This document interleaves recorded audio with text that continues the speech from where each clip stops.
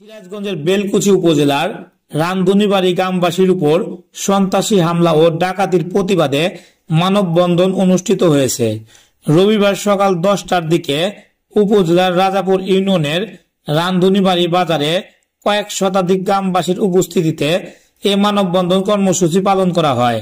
মানববন্ধনে বক্তারা বলেন, আওয়ামী লীগ সরকারের আমল থেকে পার্শ্ববর্তী সারটিয়া গ্রামের শফিকুল, জুয়েল, আমিরুল, কায়েস, কালাম সহ আরো কয়েকজন দুষ্কৃতিকারী ব্যক্তি সন্ত্রাসী কায়দায় রামধুনীবাড়ি গ্রামবাসীর উপর বিভিন্ন সময় জুলুম, অত্যাচার, নির্যাতন ও ক্ষমতার অপব্যবহার করে হাট বাজারে চাঁদাবাজি করে আসছিল।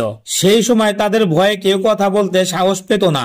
গত 5 আগস্ট আওয়ামী লীগ সরকারের পতনের পর থেকেও থেমে থাকেনি তাদের ওই সব অবৈধ কর্মকাণ্ড। তারা আগের মতোই আধিপত্য বিস্তার করে নিরীহ গ্রামবাসীকে ভয়ভীতি দেখিয়ে হাট বাজারে চাঁদাবাজি সহ বিভিন্ন কর্মকাণ্ড করে আসছিল। এরই প্রতিবাদে গত 8 ডিসেম্বর রবিবার রামধুনীবাড়ি গ্রামের বাসিন্দা নাজমুল সহ আরো কয়েকজন গ্রামবাসী তাদের ওই সব অপকর্মের বাধা দিলে সন্ত্রাসী কায়দায় তাদের উপর হামলা চালিয়ে আহত করে তারা পালিয়ে যায়। এ বিষয়ে থানায় অভিযোগ দিলেও এখনো তাদের কেউ গ্রেপ্তার করা হয়নি।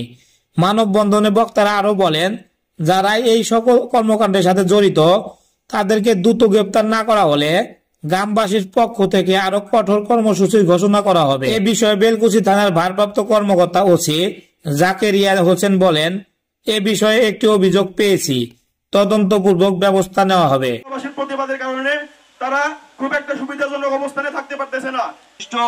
ব্যবসায়ী যারা আছে সুনামগঞ্জ, যাদের অনুদানে খালি শুধু রামধুনীবাড়ি না। সংবাদের আলো ডেস্ক রিপোর্ট।